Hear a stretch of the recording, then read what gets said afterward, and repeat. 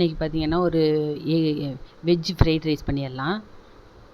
இன்றைக்கி வந்து அரிசி வந்து நான் வந்து கழுவிட்டு நல்லா கழுவிட்டு ஒரு 1/4 மணி நேரம் ஊற வச்சுருக்கேன். இப்போ வந்து இந்த வெஜிடபிள்லாம் பார்த்துடலாம். இப்போ வந்து வெங்காயம், சிவப்பு குடமிளகாய், பீன்ஸு, கேரட்டு, மஞ்சள் குடமிளகாய்,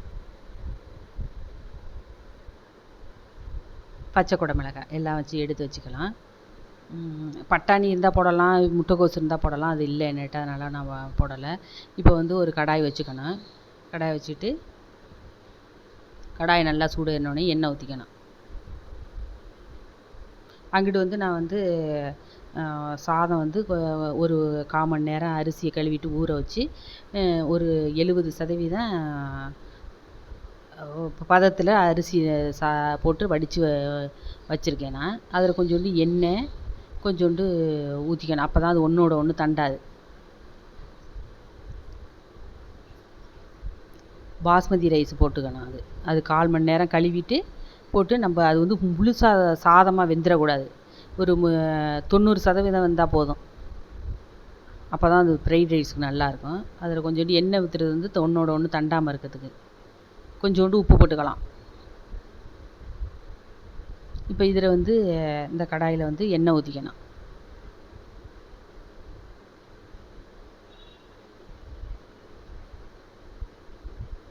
எண்ணெய் ஊற்றிக்கிட்டு நான் கோல்டு வின்னர் ஊற்றிருக்கேன்.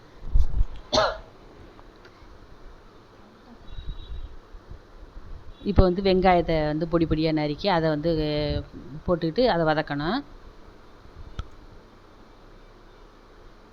இது வெங்காயத்தாள் இருந்தாலும் லாஸ்ட்டாக போடலாம், அதுவும் நல்லாயிருக்கும். என்கிட்ட அது இல்லை.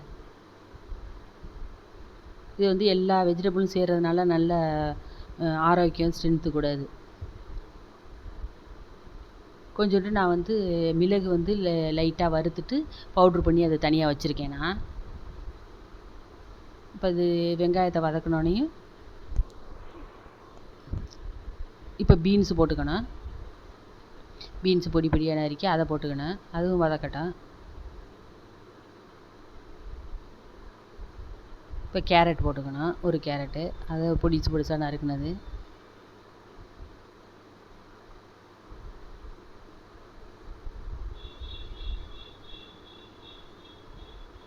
இப்போ இது வந்து இந்த பீன்ஸு கேரட்டெல்லாம் அது கலர் மாறாமல் இருக்கணும்னா கொஞ்சோண்டு சுகர் போட்டுக்கணும். சுகர் கொஞ்சமாக போட்டுக்கிட்டோம்னா அந்த கலர் வந்து சேஞ்ச் ஆகாது, அப்படியே அதே கலர் இருக்கும்.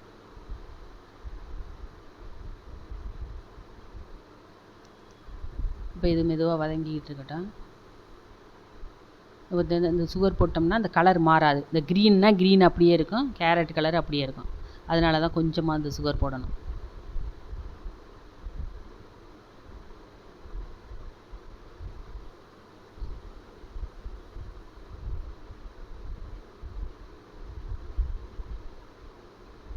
இது தண்ணியெல்லாம் ஊற்றக்கூடாது, அந்த எண்ணெயிலே தான் வதங்கணும்.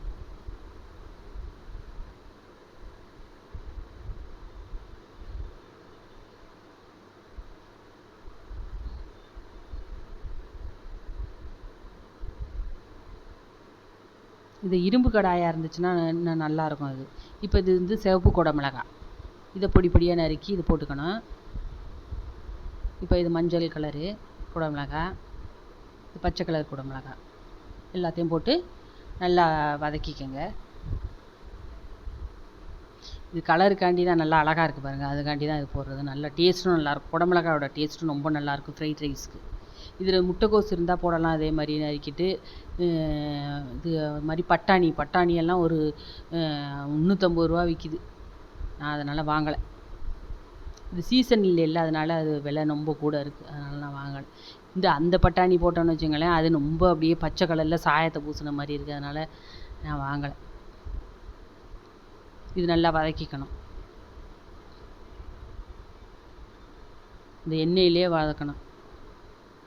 நான் சிம்மில் தான் வச்சுருக்கேன், ஃபுல்லில் கூட வைக்கல. அது வதக்கணும். இது வந்து சாதம் வந்து அந்த 3/4 பதம் வெந்தோடனே ஒரு 90%, ஒரு 80% வந்தோடனே அதை வடித்து அங்கிட்டு வச்சுக்கணும். இப்போ இது வந்து எக்கு வந்து ஒரு 4 எக்கு ஊற்றி அதை பொரித்து எடுத்து அதை தனியாக வச்சுக்கணும். இது கொஞ்சோண்டு எண்ணெய் ஊற்றிக்கிட்டேன் இந்த சைடு. இது நல்லா வதங்கட்டும். இது ஒரு பக்கெட்டு ரொம்ப வதங்கிடக்கூடாது. அதுக்கு வெஜிடபிளும் ரொம்ப வதங்கக்கூடாது. கொஞ்சம் நறுக்குன்னு இருக்கணும். ரொம்ப குழையக்கூடாது. இப்போ இந்த சாதம் இது வடித்து வேணா ஆற வைக்கலாம். அது நல்லாயிருக்கும். ஆனால் நான் அப்படியே வச்சுட்டேன். இப்போ இதில் வந்து ஒரு 4 முட்டை போட்டுக்குங்க.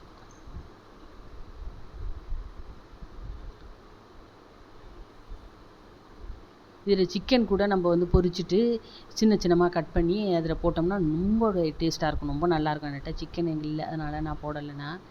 இன்னும் நீங்கள் அதில் வேணுன்னா சிக்கன் வேணுன்னா கொஞ்சம் இது 65க்கு பொரிப்போம்ல, அது மாதிரி பொரிச்சிட்டு சின்ன பீஸாக கட் பண்ணிவிட்டு அதை போட்டு எடுத்தால் இன்னும் நல்லாயிருக்கும். அது சிக்கன் ஃப்ரைட் ரைஸ்.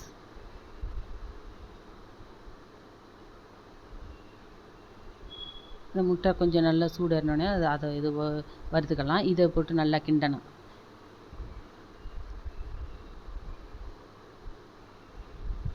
இந்த சாதம் வடித்து வச்சிருந்தோம்ல, இதை எடுத்து அதில் போட்டுறணும். போட்டுட்டு நல்லா கிண்டணும். இதில் சாஸ் இருந்தால் ஊற்றலாம். அந்த சோயா சாஸு, சில்லி சாஸ் இதெல்லாம் ஊற்றலாம். என்கிட்ட இல்லை, அதனால் ஹேப்பிமா போட போகிறேன். நீங்கள் வேணா ஹேப்பிமா போட்டிங்கன்னா ரொம்ப டேஸ்ட்டாக தான் இருக்கும். நீங்கள் ஹேப்பிமா நானும் போட போகிறேன். நீங்கள் வேணா போட்டுங்க. வேணான்னா விட்டுருங்க. நீங்கள் சாஸ் வேணா போட்டுங்க. இது நல்லா இது கிண்டி விட்றேன் பாருங்கள். கலர்ஃபுல்லாக எவ்வளோ அழகாக இருக்குன்னு. சாப்பிடணும் போல் இருக்கும்.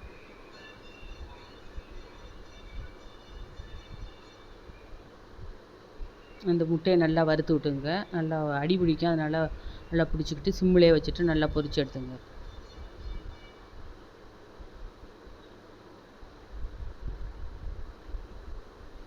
கொஞ்ச நேரத்தில் ஒரு 10 நிமிஷத்தில் வேலை முடிஞ்சிடும். ஆனால் கடன்னு இங்கிட்டு ஒரு வேலை அங்கிட்டு ஒரு வேலை நடந்துக்கிட்டே இருக்கணும். இதை நல்லா இது அடி பிடிக்காமல் பார்த்துங்க. இது சிம்மிலே வச்சுட்டு நல்லா கிண்டுங்க.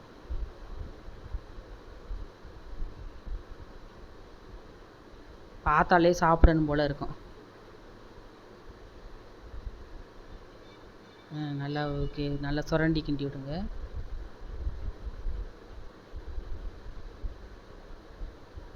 இப்போ சிக்கன் போட்டோம்னா அதில் அல்டிமேட்டாக இருக்கும். அது ஒரு குறை தான். ஒரு நாளைக்கு செஞ்சுருவோம்.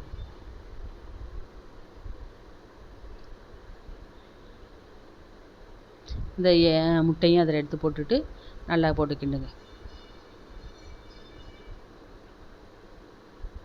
இந்த பெப்பர் வறுத்து நம்ம வச்சுருக்கோம்ல, அடித்து வச்சுருக்கோம்ல, அதையும் போட்டு ஒரு ஸ்பூன் 1.5 ஸ்பூனுக்கு போட்டுறணும். அதுதான் காரமே. பெப்பரோட காரம் தான், வேறு எந்த காரமும் கிடையாது. ஹேப்பிமா போட்டாச்சு முன்னாடி.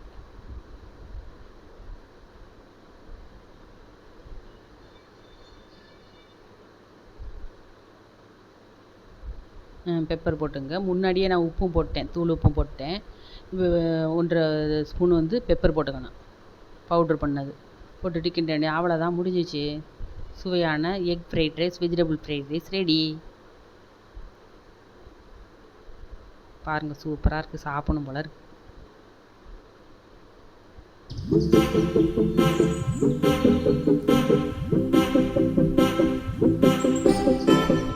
சேவ் பண்ணிடலாமா? வாங்க சாப்பிட்லாம். என்ன ரைட்டாக